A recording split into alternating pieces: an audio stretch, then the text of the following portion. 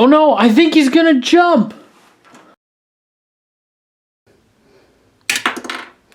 Oh, the Toymanity Lego side is never the answer.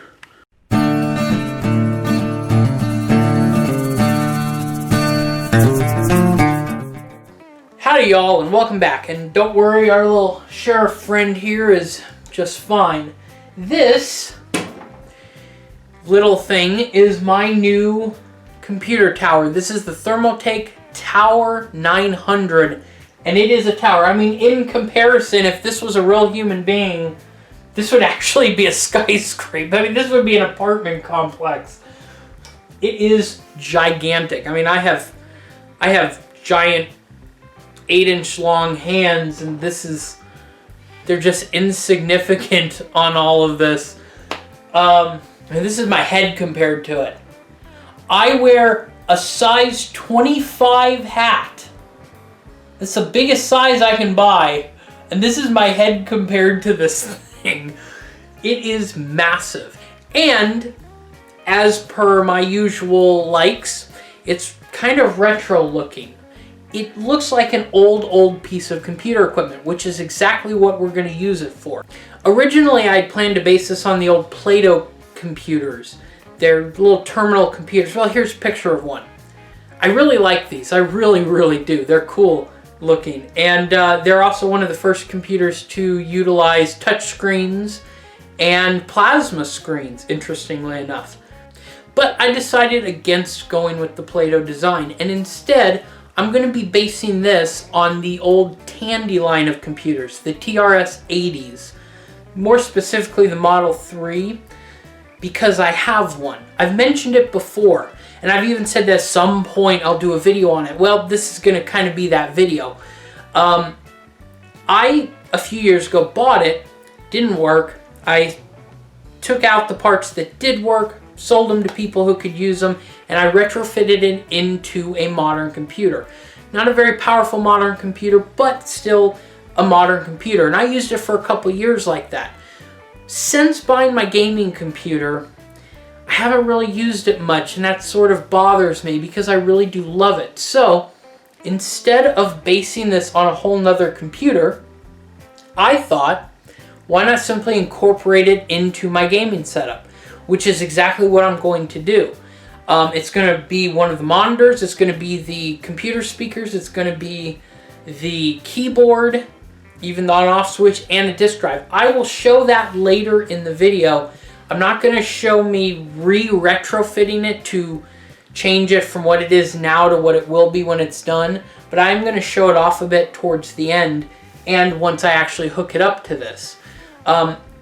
Essentially, I'm turning it back into a terminal computer because this is basically serving as a mainframe computer, and it's serving as a terminal. It was originally a terminal that I changed into a standalone. But the point is, that's what I'm basing this on. So it's going to be the same colors, but I'm not just going to paint it. I'm going to do something else. Whenever you think of old computers from like the 60s and 70s and early 80s, when you think of big computers, you think of the giant old reel-to-reel towers. Here's a picture of one. Here's a picture of another, and another. They are sort of the staple of the supercomputer, even if they aren't really used anymore. So I thought, this thing's big enough. I mean, it's not as big as those, but it's still pretty darn big. Why not do that with this? Now, of course, I'm not going to have actual reel-to-reels, data reels doing anything, because what could I really get them to do? But I have an idea of how I can make it look like it is actually a reel-to-reel tower, and still what it's going to be doing is going to be useful. So let's get these off, these 3 glass panels, and I'm going to start working on the front one. This is going to be one of the heaviest modified things on here, is this front panel. So that will be a big chunk of the video, just trying to figure out exactly how I'm going to do that. Oh, and one thing I should add, this is a computer build, but I'm not going to be going into a lot of the details on the computer innards, essentially. There's going to be a couple parts I'll talk about, like the the power unit, which is back here, very lucky to have, and the cooling system, which is going to be a big factor in this. But I'm not going to go into the specifics of RAM and the motherboard, and I'm just taking my old computer and transferring it in here, essentially. So, just so you know what's going on there, this is more about how I'm making this into a really cool retro rig. So.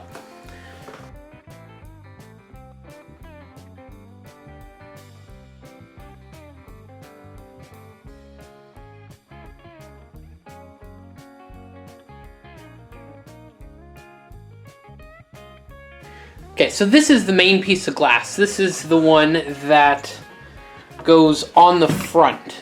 And this is where our window is going to be that has the rail-to-rails in it. Now, I thought a long time about what I was going to do. I wanted the rails to be something that actually worked. I figured the best way to do that is to turn it into part of the cooling system.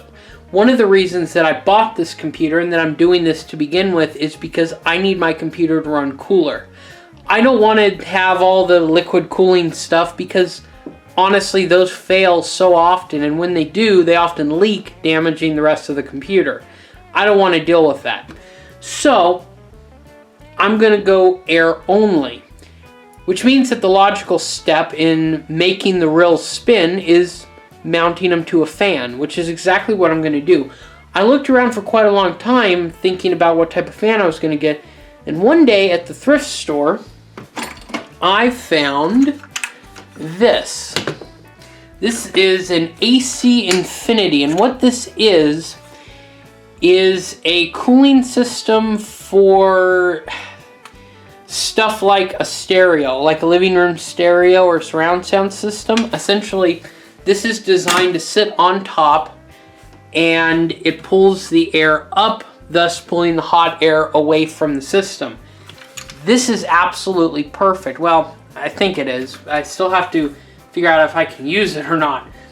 It's right about the right size, and it has dual fans, both of which spin the same way. So, in theory, I should be able to cut some of these grills off and simply mount the rail halves. I say that because I'm going to take a rail and cut it in half and mount it directly onto the fan, and then when the fan spins, so do the rails.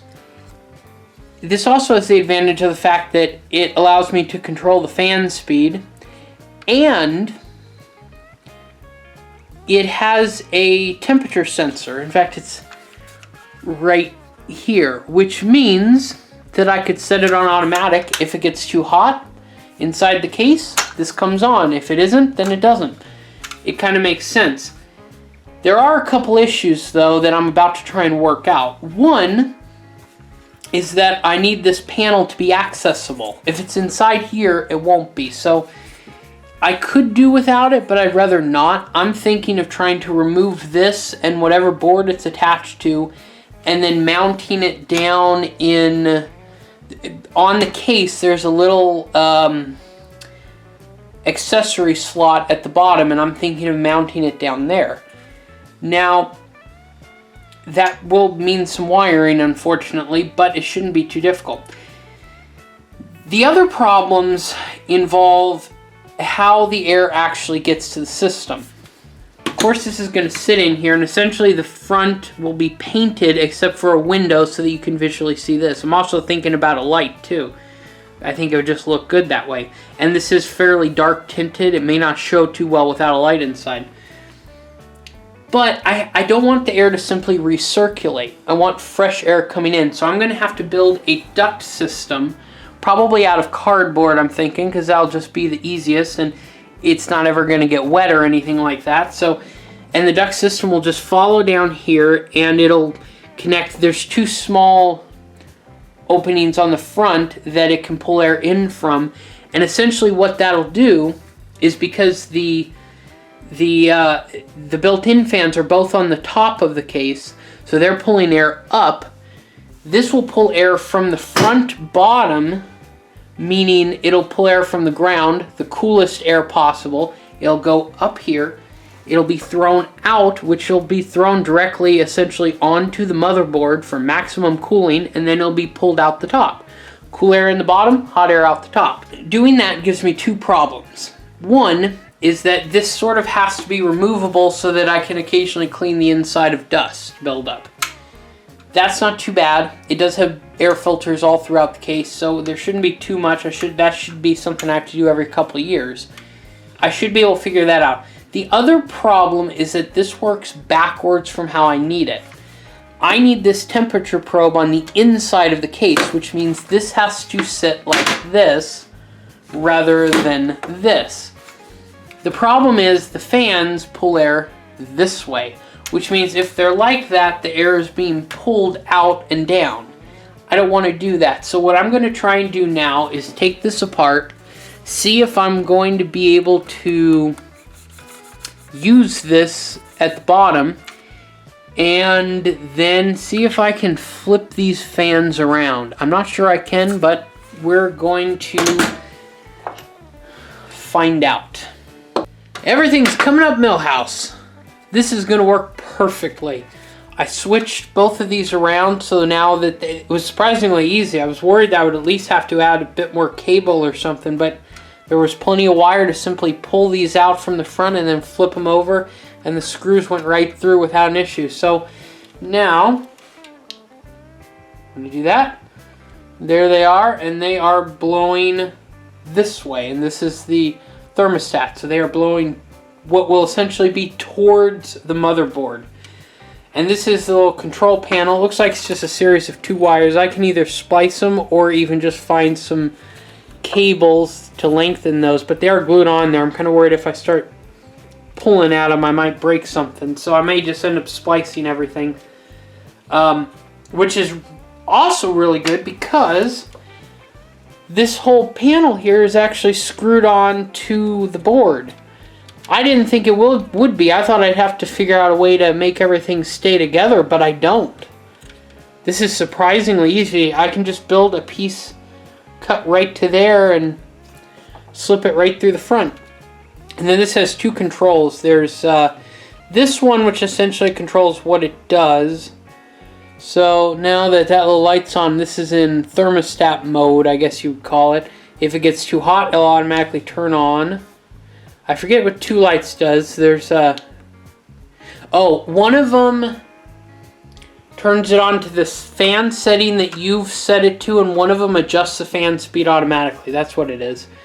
Now it's just regular on. You can see that's how you control the fan speed. This is low right now. It's very quiet. Inside the case, I'll never be able to hear it. And high really gets going. I mean, it's a pretty significant amount of air it moves, so it's really not bad. Medium is also pretty quiet. I don't think I'd be able to hear it once it's inside the case. So I'm going to have to lengthen these, but I can do that later. For now, I'm going to go ahead and cut these off, but I'm going to start building what will essentially be the vent tube. So this is our venting system. Essentially, there's another piece there, and the air comes up through here, goes up here, and comes out back. This is almost done. I still have to create a top, but I'm going to get a little light because I want it to be lit up from the front. So I'm going to have to get that first. Now this is made to be able to slide in and out for two reasons. One, so I can work on it if I ever need to replace one of these motors, and also to clean everything. And this is basically what it'll look like from the front. Now most of this will be painted black. It's just going to have one little window right there, and it'll be lit up like I said from the top. And of course it'll have rills in there. I still have to paint this as well. I'm not going to leave this part black, but I used, you can see, to keep that from sitting too close down there, I used some of the screws that came with the tower, because I'm only going to use the ones on the front. The ones on the side I'm going to replace with regular screws. since I don't really need to take those off too easily, and these stick out farther than anything else on the case, and I've noticed where I'm putting it, because I have had it sitting where it's going to go. Stuff tends to get caught on these, so I think it's better just to switch it out with screws. And last part of this is I lengthened the control panel, put full wires, and then wrapped them, and then I took the bottom panel out of the front of the case, lined it with cardboard. Instead, it had a little air filter, but then this will essentially sit right in there. Now, paint scheme wise, not just colors, but how I'm doing this, the 3 glass panels are going to be black, with the exception of the window in this. Everything else will be silver except for the 2 control panels, meaning this, just this piece here though, the rest I will be painting silver. And the top control panel, the place on the top of the tower that has the power button and the headphone jacks and the USB ports, part of that is going to remain black like it currently is. The bottom part of it, because it sort of goes like this bottom part will be painted silver to match the rest. But then other than that, everything else I think will be silver. So I just got to get to painting now.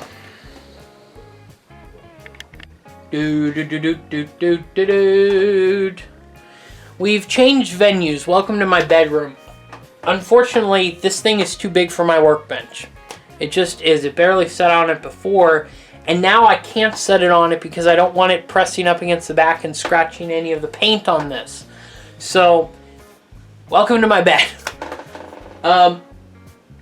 Paint-wise, I did what I said I was going to do primarily. It is a silver. It's actually a matte nickel, which is perfect for it because it has absolutely zero speck in it. I did not want speck, so this kind of did what I wanted. I didn't paint the sides matte black like I had originally planned. I thought that since the Trs-80 was silver on both sides, this just looked better. And I think it does. I'm really happy I did it this way. Now the front panel, fingerprints aside, is matte black with our little window in it. Goes something like that. And this is actually, I don't know if you can see. Yeah, you can, okay. I clear coated everything. And that includes this little window right here. And the reason I did that was to give it kind of a glazed effect. But it also smoothed out the edges around here, which should make them stronger. And the reason I did that is to hide our tape drive. I love this thing. I absolutely adore it. So I took a 200 foot, which is 5 inches, of an 8mm reel that did not have a slot in it. I didn't want a slot or a slit, whichever you want to call it. So I wanted a solid one, which I then balanced out with some grinding tools and mounted on here. I mounted them in such a way that they still allow airflow from both the sides, and they have nice big holes on this particular set, so it really doesn't interfere with the air at all. So essentially what happens is, or what should happen, the air comes in here and here. These are both filtered, by the way. Comes up here, goes up through there, goes in the front here, comes out the back, which will be right on the motherboard. And then there's also, like I said before, there's 2 fans in the top to suck out the hot. So essentially cold air in bottom, hot air up top. Should work pretty well for cooling purposes. Other than that, paint scheme wise, the only thing I did was paint this. And the reason I did that is because the reset button on the Trs-80, or at least on the Model 3, which is what we're using, is orange. And I actually matched this orange. I made this orange specifically to match the same color. There's a reason I did that, and I'll explain that in a little bit because we're going to have a look at my Trs-80 before we do the final reveal. So Now, I'm not really going to switch out anything in my computer. My computer's pretty decent. Cooling is the only problem it really has. But there is one issue, and that's the power supply. My power supply is shot. I sometimes have to play with it to make it work. And because it's a small form factor, it doesn't actually fit in here.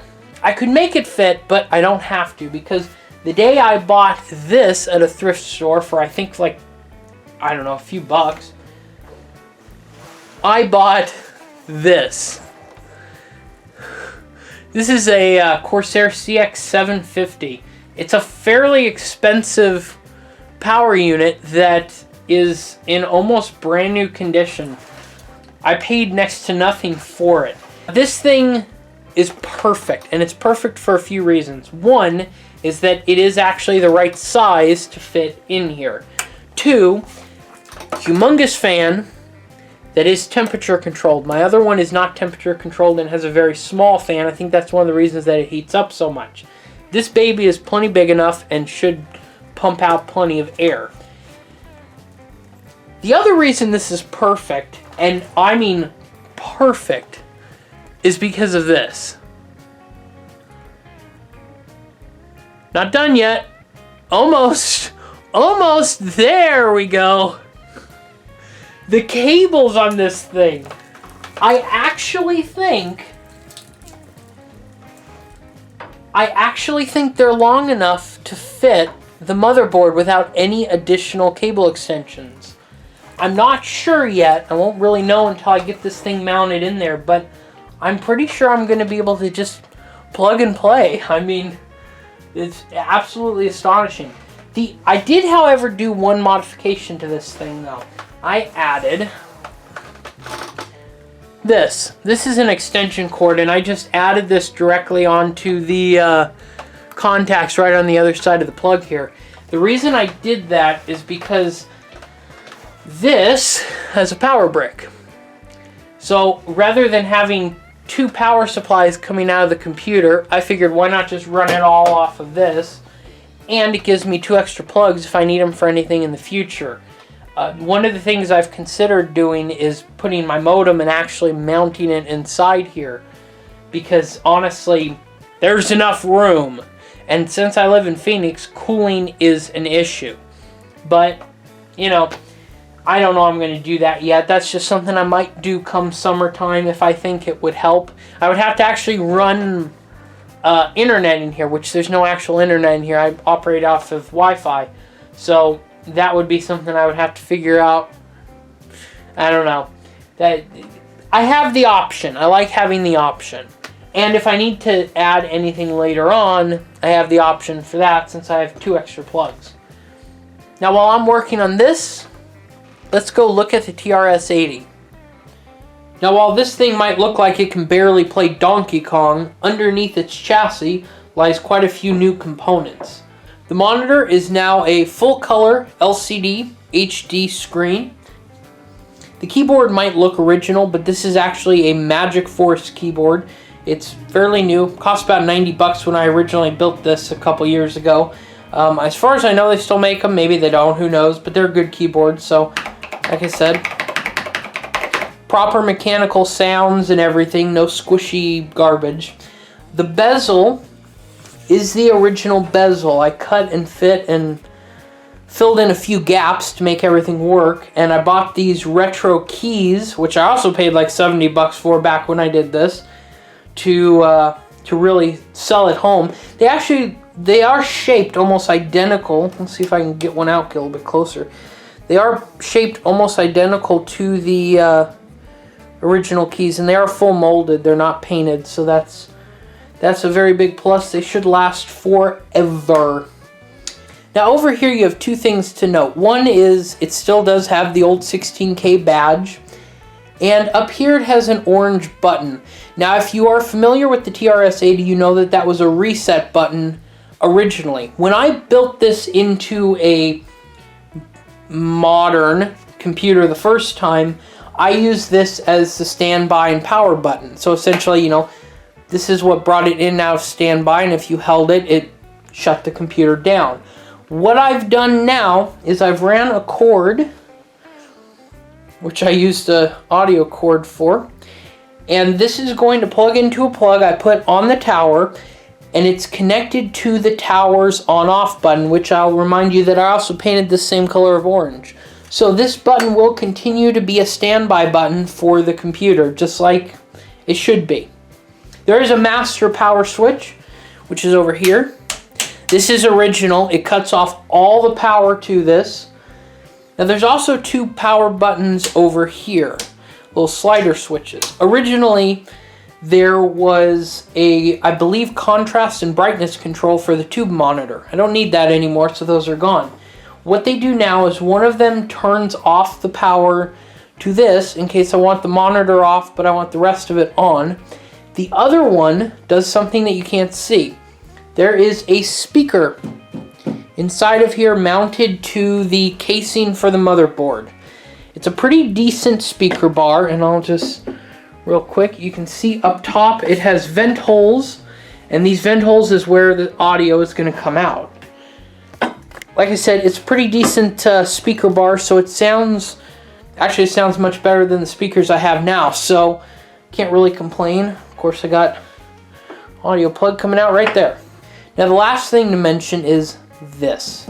Now when this computer was new, it was a terminal computer, which is sort of what I'm using it as now. It's not doing the computing. Another bigger computer is doing the computing, and this is serving as the interface essentially. So I've actually made it more original than I did the first time around. When this was new, it had two of these. These are just essentially plastic plates. There's nothing there. It doesn't do anything. There's not even a shelf on the inside of here to hold the drives up. I bought this front, and what I did originally was add a USB plug and a headphone jack to it. Now I don't need those anymore, so what it has now underneath here is a DVD burner. This is actually a slot loading Dell DVD drive, DVD-ROM drive, I should say, and the disc just slides right in there and can come out, and I'll show that off in the final bit. So it is a working DVD drive, believe it or not. But that pretty much covers our Trs-80. Now I did repaint this so that it matches perfectly. I had repainted it before. This case was in very, very bad condition when I bought it. There were chunks missing. There's still quite a few gouges. I'm not sure if you can see them, but it's not half bad after all the work I put into it. The cords simply come out here, have power, HDMI, USB, audio, and like I said before, power. Now if enough people see this, somebody is going to get mad and say something in the comments. If you aren't angry at all right now, you can skip to the final reveal. But there will be somebody, if even 100 people see this, that probably says something like, how dare you take a vintage computer and do this to it. So I'm going to clarify, once again, this was a terminal computer. It had no drives, it had no drive shelf, it still does not. And the cassette port on the back was broken, which means this computer could do nothing. On top of that, the keyboard was broken, missing parts. Some of the internals were broken. The tube was bad. This computer saw a lot of life. And for value's sake, like I said, the casing on this was in bad shape. It was actually missing chunks, like in the back here, that I've since rebuilt to a point with epoxies to where it's now presentable, but this computer was not worth anything. This is not some great collectible that I've destroyed. This is a computer that was on its last leg, that could not be used as what it was intended for, and I have given it new life as what is possibly the world's most powerful Trs-80 Model 3. So if you're still mad, it's my computer, not yours. So now The big reveal! Woo! Fade out!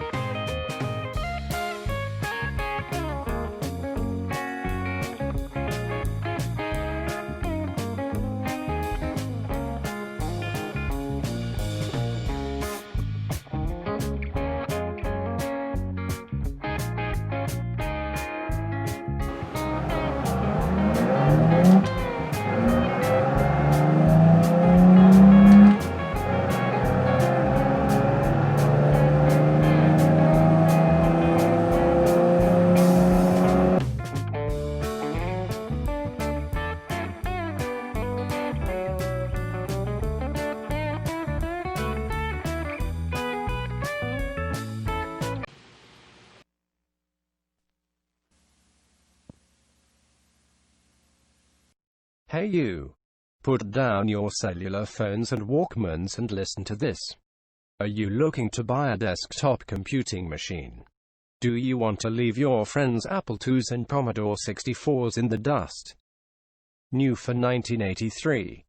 The Trs-80 Tower 900 edition from Radio Shack. Powered by quad-core 4 GHz processor. With 32 GB of DDR3 memory. 2 TB of storage, and a Radeon GPU. And with the new Mega 12-inch color display you'll be playing the Pac-Mans and Donkey Kongs all day. Don't forget to ask about our new optical disc drive and mouse. Stop by your local Radio Shack today, or tomorrow, because we will be around forever.